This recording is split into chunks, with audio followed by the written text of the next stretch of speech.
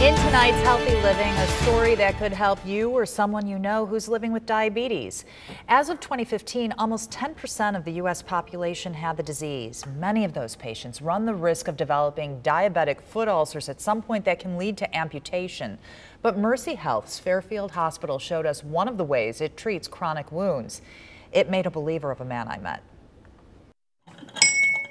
Larry Babel is celebrating the fact he's a sore loser, literally. Like some diabetics, he developed a sore or an ulcer on his foot and didn't feel it because of reduced sensation there. By the time he noticed, it was a problem and news wasn't good. They told me my foot would have to be amputated, and he told me that several times on several visits, and I wasn't willing to accept that. Not wanting to accept removing the leg below the knee, Larry chose to walk the path of second opinion.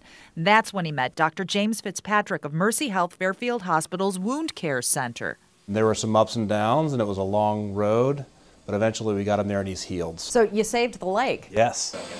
That hissing noise is the giveaway for one of the big things in the treatment arsenal. Larry had 50 dates with the hyperbaric chamber here. That was 100 hours of pure oxygen on his wound. The extra oxygen makes its way to the injured area through the patient's blood. I didn't know this type of medicine existed. Tell me about life in the hyperbaric chamber. You don't want to know. They had to medicate me to get me in there. Are you claustrophobic? Extremely. But you got through it.